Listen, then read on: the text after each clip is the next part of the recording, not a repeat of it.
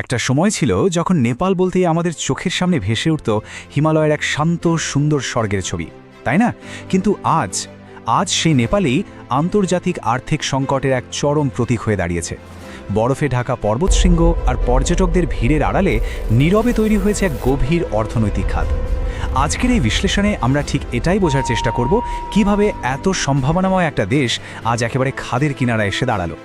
শুরুতেই যে প্রশ্নটা আমাদের মাথায় আসে তা হলো, হিমালয়ের কোলে থাকা এই নেপাল আজ কেন এমন এক আন্তর্জাতিক আর্থিক সংকটের মুখে? এই পতনের জন্য আসলে দায়ী কে? জীবনযুদ্ধে ক্লান্ত সাধারণ মানুষ, নাকি বছরের পর বছর ধরে ক্ষমতায় থাকা রাজনৈতিক নেতৃত্ব? চলুন উত্তরগুলো খোঁজার চেষ্টা করি। পর্ব ১, অভ্যন্তরীণ পচন এবং রাজনৈতিক অস্থিরতার এক দশক। নেপালের গত এক দশকের ইতিহাস ঘাটলে দেখবেন, এটা শুধু সরকার বদলের গল্প নয়, এটা মূলত এক গভীর প্রাতিষ্ঠানিক ব্যর্থতার গল্প।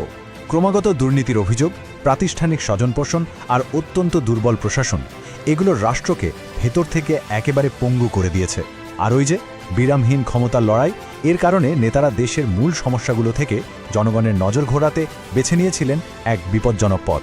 শুরু হয়েছিল ভারত বিরোধী রাজনৈতিক আস্ফালন। দ্বিতীয় পর্ব, ভূ রাজনৈতিক টানাপোড়েন এবং ভারত ও চীনের মধ্যে ভারসাম্য রক্ষার চেষ্টা। অভ্যন্তরীণ ব্যর্থতা ঢাকতেই মূলত এই জটিল ভূরাজনৈতিক টানাপোড়েনের শুরু। একটু পেছনের দিকে তাকালে দেখবেন কিভাবে কূটনৈতিক উত্তেজনা ধাপে ধাপে বেড়েছে। 2015 সালের দিকে যখন দেশের পুনর্গঠন খুব জরুরি, ঠিক তখনই ভারতের সাথে সীমান্ত উত্তেজনার সূত্রপাত হয়। এরপর 2020 সালে পরিস্থিতি আরও ঘোলাটে হয়ে যায়। নেপাল একটি নতুন মানচিত্র প্রকাশ করে, যেখানে কালাপানি, লিপুলেক এবং লিম্পিয়াধুরাকে নিজেদের বলে দাবি করে বসে। আমরা এখানে কোনো পক্ষ নিচ্ছি না, কিন্তু এই ঘটনাগুলো যে দুই দেশের সম্পর্কে আর আঞ্চলিক বাণিজ্যে গভীর প্রভাব ফেলেছিল, সেটা তো আর অস্বীকার করার উপায় নেই, তাই না?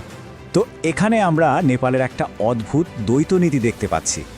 একদিকে তারা দীর্ঘদিনের মিত্র ভারতের বিরুদ্ধে বেশ কঠোর রাজনৈতিক অবস্থান নিচ্ছে, আর ঠিক একই সময়ে অন্যদিকে চীনের সাথে আরও শক্তিশালী আর ঘনিষ্ঠ সম্পর্ক গড়ার মরিয়া চেষ্টা চালাচ্ছে।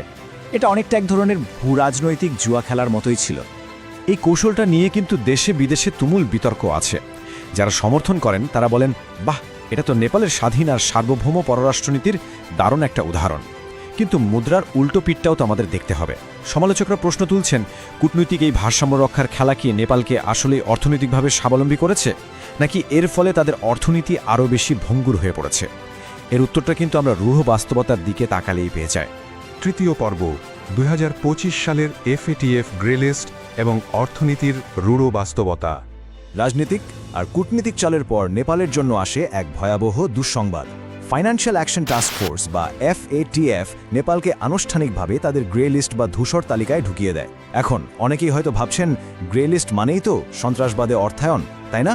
একদমই না। নেপালের ক্ষেত্রে বিষয়টা একেবারেই তা নয়। তাদের এই তালিকায় ঢোকানো হয়েছে মূলত অর্থ পাচার রোধের দুর্বল আইন, আর্থিক খাতে নজরদারির অভাব আর প্রাতিষ্ঠানিক ব্যর্থতার কারণে। সোজা কথায়, এটা নেপালের নিজস্ব প্রশাসনিক অবহেলারই সরাসরি একটা ফলাফল। এই গ্রে লিস্টে থাকার অর্থনৈতিক মাশুল কতটা ভয়ঙ্কর হতে পারে একটু ভাবুন তো। বিদেশি বিনিয়োগকারীরা এখন নেপালে টাকা ঢালতে রীতিমতো ভয় পাচ্ছেন। আন্তর্জাতিক ব্যাংকিং লেনদেন আগের চেয়ে অনেক বেশি জটিল ও ব্যয়বহুল হয়ে উঠেছে। সামষ্টিক অর্থনীতির প্রতিটি সূচকে চাপ বাড়ছে, আর দিন শেষে বাজারে জিনিসপত্রের দাম বৃদ্ধি আর বেকারত্বের কষাঘাতে সাধারণ মানুষের জীবনে নেমে এসেছে চরম অনিশ্চয়তা। পরিস্থিতি যে কতটা আশঙ্কাজনক সেটা নেপালের অর্থমন্ত্রীর কথা থেকেই পরিষ্কার। তিনি নিজেই খুব স্পষ্টভাবে সতর্ক করে দিয়েছেন যে যদি অতি দ্রুত আর্থিক ও প্রাতিষ্ঠানিক সংস্কার করা না হয়, তবে আন্তর্জাতিক অঙ্গনে দেশের আর্থিক অবস্থান আরও ভয়াবহ বিপদের মুখে পড়বে। এটা কিন্তু কোনো সাধারণ রাজনৈতিক বুলি নয়, এটা একদম খাদের কিনারা থেকে আসা একটা জরুরি সতর্কবার্তা।